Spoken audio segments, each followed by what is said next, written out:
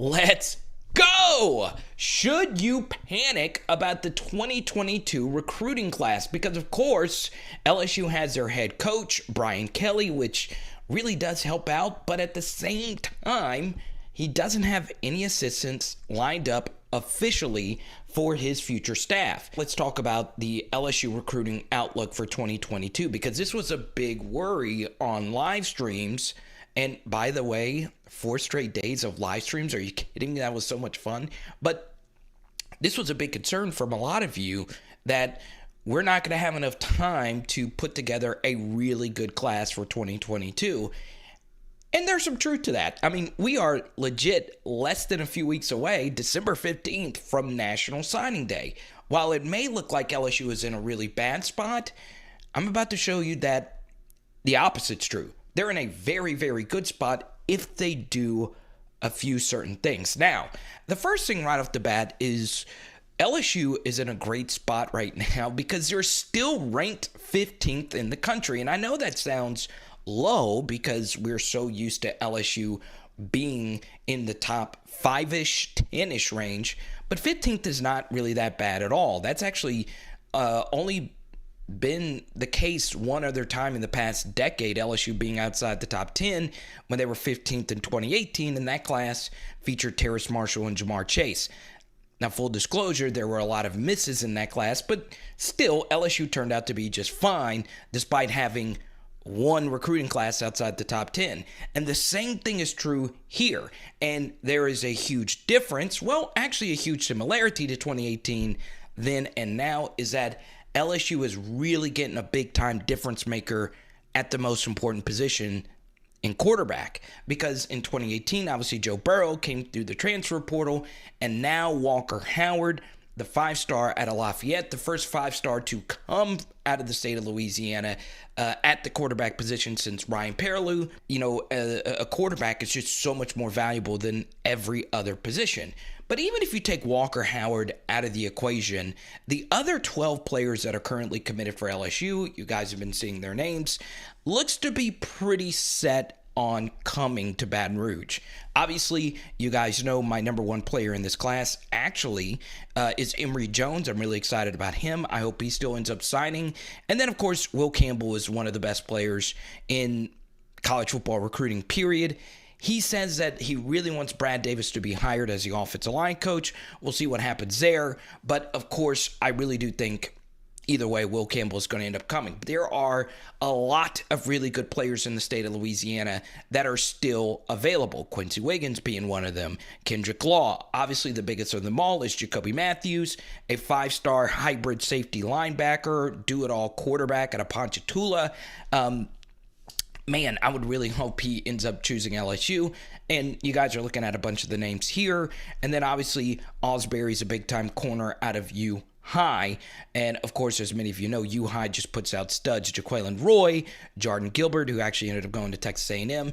And Osbury looks to be just as good as those players. So we'll see. Hopefully, LSU ends up getting him as well. So once again, the first big bonuses is that the state of Louisiana is very fruitful, and the second thing is that there are a bunch of other Louisiana prospects. I would make this suggestion, though, to LSU at this point. I would offer more Louisiana kids. I would offer more Louisiana 3-stars because it's going to be highly unlikely that a lot of the national guys that you're after are going to flip to LSU anyway here before the early signing period. And you only have 13 high school commitments. That means you have 12 more slots.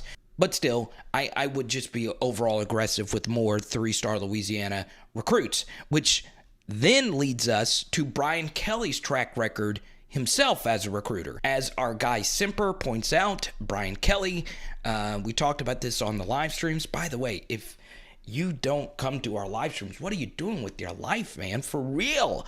They're always so much fun. We want to see you there at our next one. But the big thing here with Brian Kelly is this guy really, really, really knows how to recruit.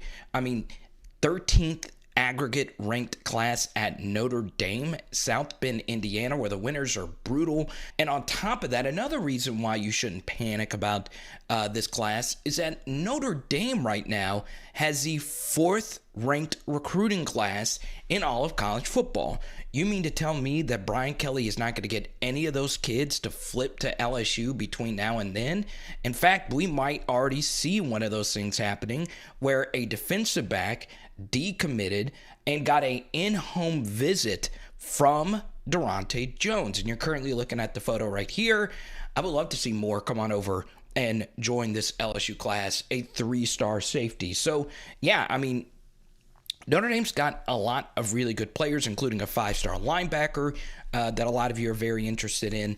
And, man, I would love to see a lot of those flips come on over if Brian Kelly really wants them to come to LSU. Now, the one thing about a lot of Notre Dame's commitments in that class is that they are northern-based, so a flip to LSU does seem to be more unlikely for some of them, but still, I would think Brian Kelly has some really good relationships with some of his favorite players in that class. It's also important to point out that the rest of LSU's yearly opponents are not really doing good in recruiting at all. Now, a lot of you know Alabama and Texas A&M are killing it once again. This will be Texas A&M's best class, which once again stinks. They have 2 of the top 10 players in the country currently committed, and Alabama is Alabama. I would also like to point out that Arkansas is recruiting better than they normally are, which makes a lot of sense because they have one of the more talented staffs in the country right now. But Auburn, Florida, Ole Miss, and Mississippi State all don't look good at all right now on the trail. They are all outside the top 25 right now, with some distance to spare. But here's the thing about those SEC schools, and just everyone really, the transfer portal.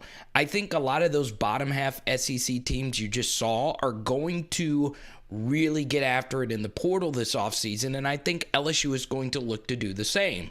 Now, the first thing you have to worry about if you're LSU is losing your own players to the portal. It's going to happen. We obviously just saw Eli Ricks make that choice because obviously a lot of players were close to Ed Orgeron and also close to assistant coaches that may or may not be leaving in the next couple of weeks. So understand, while I am positive overall about this roster, there are some concerns about big time exoduses, is that even a word? Or just some big time movement from players in the portal. And also, the players that are already in the portal, you really have to get after it because obviously they're looking at other SEC schools right now. Now, of course, we all have different players that we like a lot in the portal. My number one player in the portal right now is probably Jahmyr Gibbs, and I would love to see him come play running back for LSU, especially considering we have 0 running back commitments right now.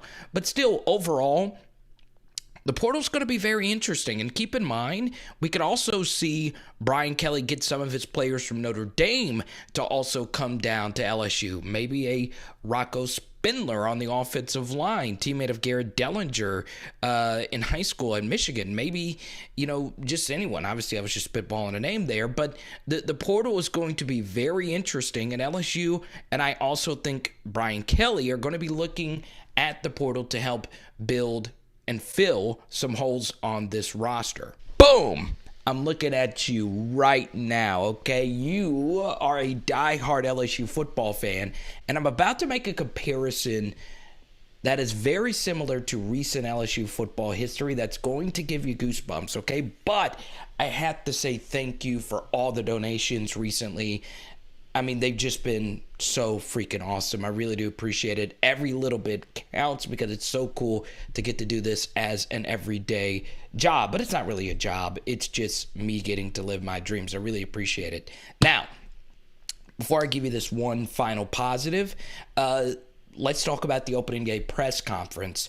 Really nothing too newsworthy outside of Brian Kelly hasn't really made any staff official decisions yet. At least nothing has been announced officially, but obviously there was a lot of interesting stuff that was said at the press conference, but nothing really too out of the ordinary or anything that just was something you didn't know already. I also want to throw this in here. I do feel Brian Kelly's evaluation of this quarterback room might be a little bit different in his eyes compared to how we view it, as far as potentially Max Johnson returning as a starter next year, or does he go into the transfer portal? All that stuff we are going to be covering over the next couple of weeks. This is the first of many deep dives we're going to be doing, looking at Brian Kelly, not only his fit on the team, but what he has done in his illustrious career up to this point. Now, I want to give you this final positive about recruiting. You're looking at this photo here of Mason Smith, and in the background, that is Jack Besh in the blue sweater. And you notice this class, the 2022 class, is currently ranked number 15. The last time LSU had a 15th ranked class was in 2018. And I do want to be honest, and I know we touched on this a little bit earlier, the 2018 class featured a lot of misses. A lot. Of course, Jeray Jenkins was also in that class and a few other really good players, but really it was, outside of Jamar and Terrace, there weren't a whole lot of home runs hit in that cycle. But you know what happened? It ended up not really mattering, because the 2017 class ended up being the best of all time at LSU, despite it only being ranked 7th. There have been plenty of recruiting classes that were ranked higher than the 2017 crew, but every single one of them, I think 16 out of the 24 players in that class ended up being hits, which is a really, really high number. The reason why I bring that up is because the 2021 cycle might be just as good as that one. And that's why this photo here of Mason Smith is so important. If Brian Kelly is able to keep that 2021 class together, obviously 2020 had some really big players, including Keisha Butte, who will be back next season. It would be huge, absolutely huge, because the good thing is if you have an exceptional recruiting class, it can cover up some of the holes in that next recruiting class. As we saw with 2017 and what it did for 2018, the same thing could happen with 2021 and 2022. So as positive as I am about the 2022 cycle, it may not matter as much because there are so many really good true freshman immediate contributors, obviously headlined by Mason Smith and Jack Besh. But of course, there's BTJ, there's Malik Neighbors, there's Deion Smith, there's Garrett Dellinger, and that list goes on, and some guys that we could see down the road flourish into something special. So that to me is what is really remarkable about this, is that we are getting a little fortunate that we are going through this major transition year with a really locked in, high character 2021 class. So that should definitely help out with this transition. So I want you to comment down below. Do you think, and obviously I'm setting the limits high here, do you think LSU will sneak into a top 7 class this year? Comment down below.